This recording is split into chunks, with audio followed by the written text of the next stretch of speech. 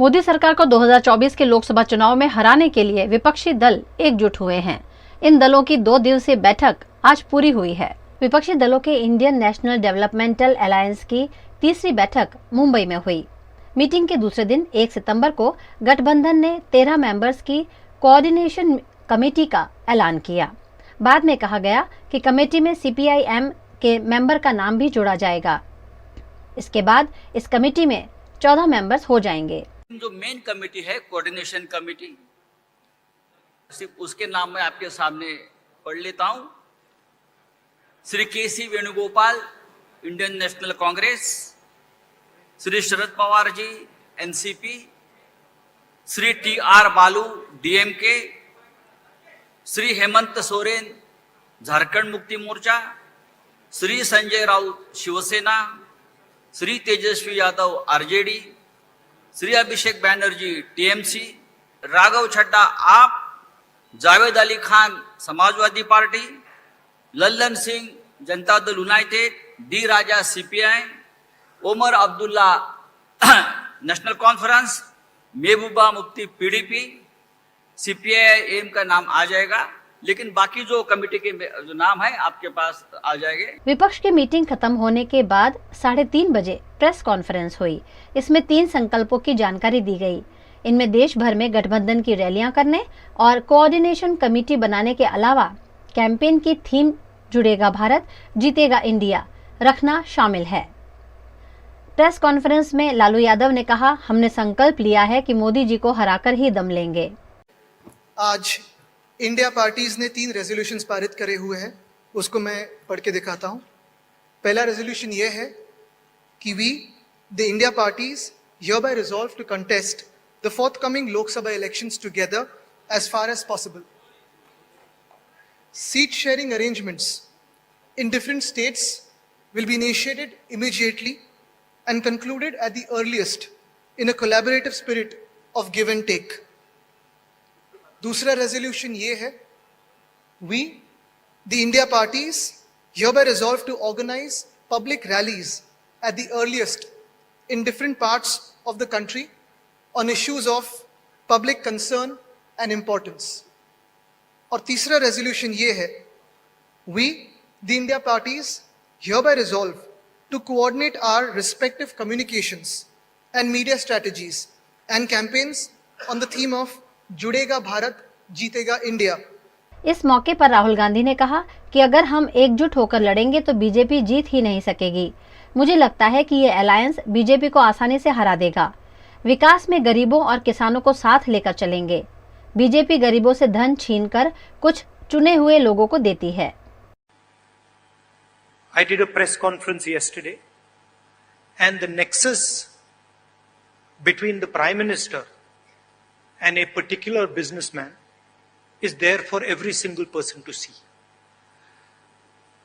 I mentioned yesterday in my press conference that the G20 is taking place, and it is very important for India's credibility, our nation's credibility, that the Prime Minister makes his position very clear and begins an inquiry on what has happened with regards to Mr. Adani. The Prime Minister and the BJP are a nexus of corruption. And that is the first thing that the India Alliance is going to demonstrate and prove. The idea behind Prime Minister Modi's government is to extract money from the poor people of this country and transfer it to a limited few. And so we are going to propose a clear path, development path. We are going to put together a clear set of ideas that will once again involve the poor people, the farmers, the kisans, the workers in the progress of this country. Sarangpur Hanuman ji मंदिर के आपत्तिजनक video के social media पर viral होने से राजकोट के वकीलों ने आपत्ति जताई है। गुजरात के सारंगपुर में स्थित हनुमान जी मंदिर में हनुमान जी, भगवान शंकर और माता पार्वती के सोशल मीडिया पर आपत्तिजनक वीडियो के वायरल होने से हिंदू धर्म के लोगों की भावनाओं को ठेस पहुंची है, जिसके चलते सारंगपुर हनुमान जी मंदिर स्वामीनारायण कुंडल धाम, BAPS स्वामी कालावड़ रोड मंदिर, वड़ताल स्वामी मंदिर, नीलकंठ धाम पोईचा स्वामी मंदिर सहित के स्वामीनारायण संप्रदाय के मंदिरों को राजकोट बार एसोसिएशन के वकील रवि राठौड़ द्वारा नोटिस दी गई है। જે હમણાં વિવાદિત ચિત્રો ઉપર આપણે સાળંગપુર હનુમાનજી મંદિરે ના જે સોશિયલ મીડિયામાં વાયરલ થયેલ છે ઘણા સમયથી, એમાં જે હિન્દુ સભ્યતા છે જે આપણે યુગોથી ચાલતું આવ્યું છે એમની લાગણીને જે ઠેસ પહોંચેલ છે, આપણા દેવી દેવતાઓને જે કોઈ સાધુ સંતોની સેવા કરતા હોય એવા દેખાડવામાં આવ્યા છે। ખરેખર એ એવું ક્યાંય બનેલું નથી। એના વિરોધમાં આપણે જે સાળંગપુર હનુમાનજીના મંદિરે અને તેમજ એમના બીજા અન્ય કુંડળ સ્વામિનારાયણ મંદિરે કે જે હનુમાનજી નીલકંઠ વર્ણીને ફળાહાર ધરતા હોય એવું એક મૂર્તિ રાખવામાં આવી છે। તેમજ BAPS સ્વામિનારાયણ સંસ્થા દ્વારા જે યુટ્યુબ પર નીલકંઠ વર્ણીના એનિમેશનના એપિસોડ અપલોડ કરવામાં આવેલા છે, એમાં ચોથા ભાગમાં જે 25 મિનિટનું જે ભાગ આવે છે એમાં જે શંકર ભગવાન અને પાર્વતી માતા જે નીલકંઠ વર્ણીને સેવા કરે છે અને એમના આશીર્વાદ દે છે, ત્યારે એવું જે સાબિત કરે છે કે જે ભગવાન છે એનાથી નહીં પણ કોઈ વિશેષ છે। જે આપણા સભ્ય સમાજ સંસ્કૃતિ હિન્દુ સંસ્કૃતિ ભગવાન છે બધા 7000 વર્ષ પૂર્વ આપણું રામાયણ હતું, જ્યારે શ્રીરામ ભગવાન અને સીતા માતા એમની આખી એક રામાયણ કરીને મહર્ષિ વાલ્મીકીએ લખેલું હતું। એમાં એ પછી બધાને ખ્યાલ જ છે કે હનુમાનજી ફક્ત શ્રી રામ ભગવાનના જ હતા। એમાં આમાં હનુમાનજી ભગવાનને જે સેવક દર્શાવ્યા છે, ભગવાન શ્રી શંકર ભગવાન અને માતા સીતાને પણ એક સેવક તરીકે દર્શાવેલા છે, જેના વિરોધમાં આપણે તમામ સંસ્થાઓને નોટિસ મોકલેલ છે કે વહેલી તકે આ જે ચિત્રો છે, પોસ્ટર છે, વિડીયો છે એ હટાવી લેવામાં આવે, કેમ કે આ બધા પોસ્ટર વિડીયોથી જે હિન્દુ સંસ્કૃતિ, હિન્દુ લોકો, લાખો લોકોની લાગણીઓને ઠેસ પહોંચેલી છે, તો એમના માટે આપણે એમને નોટિસ 29 તારીખે મોકલેલી છે। गुजरात के प्रसिद्ध तीर्थधाम सारंगपुर के हनुमान जी को स्वामीनारायण संप्रदाय का तिलक करने पर विवाद सामने आ रहा है। गुजरात के प्रसिद्ध तीर्थधाम सारंगपुर हनुमान जी में लाखों भक्तों की गहरी आस्था है। यहाँ हनुमान जी के दर्शन के लिए रोजाना हजारों भक्त आते हैं। इसी बीच हनुमान जी के सिर पर रामभद्र तिलक के बजाय स्वामीनारायण संप्रदाय का तिलक करने पर भक्तों की भावनाएं आहत हुई हैं। साथ ही प्रतिमा के नीचे बने हुए दीवार चित्र में हनुमान जी को सहजानंद स्वामी और उनके माता पिता का सेवक दर्शाया गया है, जिसका विरोध करते हुए मध्य गुजरात विरक्त मंडल और सनातन समिति द्वारा वडोदरा जिला कलेक्टर और पुलिस को आवेदन पत्र दिया गया। सनातन धर्म पर वो चल रही है सब घाती प्रक्रिया, वो स्वामीनारायण संप्रदाय के संत की अंदर के पड़ी हुई गरिमा है, वो नीची दिखाई दे रही है। और उनकी गरिमा के आधार पर हमारे आद्य स्थापक सब संतों, आद्य पुरुषों, महापुरुषों को वो नीची कक्षा से देख रहे हैं और सबको नीचा मोड़ रहे हैं सब लोग। लेकिन उनकी गरिमा नीची है, इसलिए वो वैसा कार्य कर रहे हैं। उनके लिए सब समिति, सनातन धर्म परिषद, सब भक्त लोग अब इकट्ठा होके उनको बोध पाठ पढ़ाने के लिए आज सब कलेक्टर को आवेदन पत्र दिया है। हमारा मतलब यही है कि सारंगपुर के अंदर जो वंश परवंश प्रक्रिया है, हमारी वेदोक्त बात होती है, सनातन धर्म की बात होती है, संप्रदायों की बात होती है, उसके हिसाब से हमारे जो धर्म पुस्तकों के अनुसार जो कुछ भी आलेखन किया गया है उसके विपरीत जाके अपनी मंशा के अनुसार अपने साहित्य को रचना करके स्वामीनारायण संप्रदाय वालों ने भगवान के स्वरूपों को तोड़ मोड़ दिया है, अलग तरीके से रजू किया है कि जैसे उनके नौकर हो। इनके सामने हमारा उग्र रोष है समाज का, और हम सब लोग यहाँ पे ये आवेदन दिया है कि सरकार इनका पगला ले, सरकार आगे बढ़े। अगर सरकार नहीं आती है आगे तो प्रजा आगे आएगी।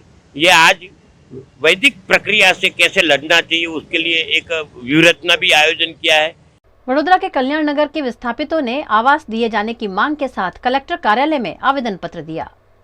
गुजरात के वडोदरा में कल्याण नगर के निवासियों को 2016 से अब तक आवास नहीं मिल पाए हैं। लंबे अरसे से कल्याण नगर के निवासी उन्हें घर दिए जाने की मांग कर रहे हैं, लेकिन अभी भी 65 जितने परिवारों को घर नहीं मिल पाए हैं। इस मामले पीड़ितों ने वडोदरा जिलाधीश कार्यालय में आवेदन पत्र दिया। शालिनी अग्रवाल बेन जो कमिश्नर थी, उन्होंने उस 85 के अंदर से 17 मकान का ऑर्डर किया था। अब सिर्फ हमारे 65 जैसे मकान बाकी रह गए, तो हम कमिश्नर साहब के पास आज इसके लिए आए हैं कि हमको जो बाकी मकान रह गए ये भी हमको दे दिए जाएं। गरीब आदमी और ये सारे लोग जो है इधर उधर भाड़े से रह रहे हैं, भाड़ा भर नहीं सकते। दूसरे लोगों को भाड़ा मिला था, इन लोगों को भाड़ा भी नहीं मिला है, समझे। तो 65 मकान ऐसे हैं, और जबकि कॉरपोरेशन को भी अच्छी तरीके से मालूम है और हमने रजूआत भी किया है कि कल्याण नगर के अंदर 94 मकान अभी भी बाकी है जो किसी को नहीं दिए गए। तो अब ये खबर नहीं पड़ती कि भाई आप किसको दोगे, हमारा हक पहले होता है तो हमको दे दो मकान। और इन्होंने 1 नंबर के अंदर हमारे से 85 मकान का फॉर्म भी भरा लिया कि भाई तमें लोगों पैसा भरवा माटे तैयार छो। मैं बोला हाँ भाई, जे कई पैसा हसे 4,11,000 रुपया चाहिए, हमें भरवा माटे तैयार से। हम जाएंगे हाईकोर्ट में भी जाएंगे इस मुद्दे को लेकर के, और हम कमिश्नर को और यहाँ का जो भाजपा तंत्र है उनको भी हम हाईकोर्ट में इस बार बुलाने वाले हैं, क्योंकि इन लोगों ने हाईकोर्ट में लिखित में दिया हुआ है कि हम इन लोगों को वहीं पे मकान देंगे, लेकिन उसके बाद भी इनकी क्या मजबूरियाँ है, जो तंत्र की क्या मजबूरियाँ है कि जो इन 65 लोगों को मकान अब तक नहीं दिए। तंत्र का कहना है कि हम इनको माने जामे देंगे। क्यों माने जामे देंगे? सुप्रीम कोर्ट की गाइडलाइन है कि भाई जो बंदा जो जहाँ का बासिंदा है, जहाँ रहता है, उसे वहीं मकान दिया जाए। लेकिन सुप्रीम कोर्ट की गाइडलाइंस को भी इन लोगों ने अनदेखी की हुई है, और इन लोगों को हाईकोर्ट के ऑर्डर को भी इन लोग ने कुछ संज्ञान में नहीं लिया है। एशिया कप में कल होने वाले भारत पाकिस्तान के मैच को लेकर देश भर के क्रिकेट प्रेमियों में उत्साह का माहौल देखने मिल रहा है। 4 साल बाद भारत पाकिस्तान का मुकाबला फिर एक बार आयोजित हो रहा है, जिसका उत्साह पिछले कई दिनों से भारत के क्रिकेट फैंस में देखने मिल रहा है। श्रीलंका में आयोजित होने वाले इस मुकाबले का फैंस बेसब्री से इंतजार कर रहे हैं। भारत पाकिस्तान का मुकाबला पूरे क्रिकेट वर्ल्ड में सबसे रोमांचक मुकाबला माना जाता है। ऐसे में भारत के खिलाड़ियों के साथ साथ भारत का हर नागरिक हिंदुस्तान की जीत की उम्मीद लगा रहा है। इंडिया तो जीतेगा ही, और मैं तो धोनी का फैन हूँ, मगर विराट कोहली कल सेंचुरी मारेगा 100%। पाकिस्तान नहीं जीत पाएगा क्योंकि बैटिंग लाइन पाकिस्तान से बहुत अच्छा है इसके लिए, और कल तो विराट कोहली सेंचुरी मारने वाला है, पूरा पाकिस्तान देखने वाला है। बैट्समैन में कोहली है और बॉलिंग में मोहम्मद सिराज है, शामी है और बुमराह है, जीत जाएगा।